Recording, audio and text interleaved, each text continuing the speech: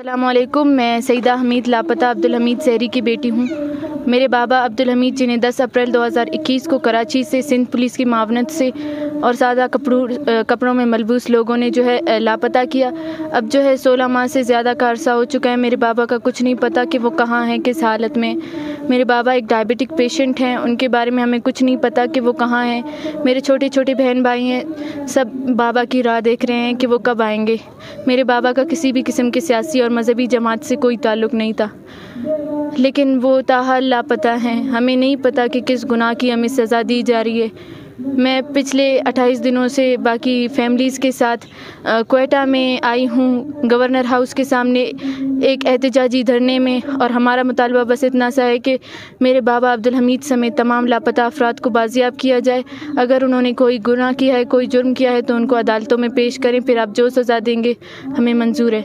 लेकिन मेरे बाबा एक बिज़नेसमैन है, उनका किसी भी किस्म की सियासी और मज़हबी जमात से कोई ताल्लुक़ नहीं था। फिर बार बार मैं यही कह रही हूँ कि हमें किस गुनाह की सज़ा दे रहे हैं आप लोग। हम लोग बहुत अजियत में हैं, बहुत परेशान हैं। मेरी अम्मी जो है डिप्रेशन में चली गई हैं। मेरे छोटे बहन भाई वो भी बहुत परेशान रहते हैं हर वक्त।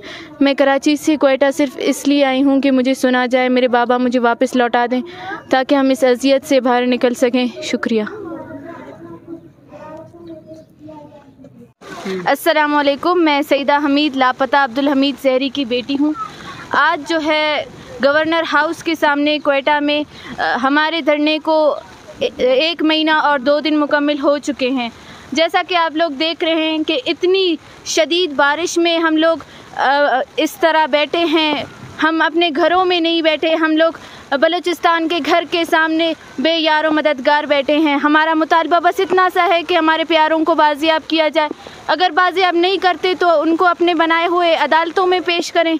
हमारे पास बूढ़ी माएँ हैं, छोटे बच्चे हैं, सब बीमार पड़ चुके हैं। हुकूमत की बेहिसी को इस तरह हम कैसे बर्दाश्त करें। हमें सिर्फ हमारे लोग चाहिए। हमने इस हुकूमत से ज़्यादा कुछ नहीं मांगा। जो वो लोग जो आप विदाउट वारंट, विदाउट क्राइम अपने टॉर्चर सेल्स में सालों में कैद करके रखा है, हमारे लोग हमें दे दें। हम दोबारा इन सड़कों पे हम आपको मुँह करके भी नहीं देखेंगे। हमारे लोग हमें दे दें। जैसा कि आप लोग देख रहे हैं, इतनी तूफ़ानी बारिशें हो रही हैं यहाँ पे लगातार 3-4 दिनों से। हमारे यहाँ पे जो सामान रखे हुए थे, बिस्तर वगैरह, सब कुछ गीले हो चुके हैं। हमारे लोग बीमार पड़ चुके हैं।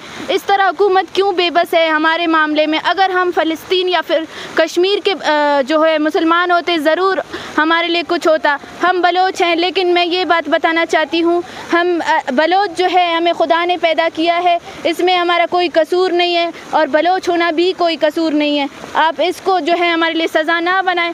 आप देख सकते हैं इतने पानी में हमारे बिस्तर वगैरह, जो सामान, कपड़े, सब कुछ गीले हो चुके हैं। छोटे बच्चों के साथ, शीरखोर बच्चों के साथ हम यहाँ पे हैं। हमें इतनी अजियत क्यों दी जा रही है?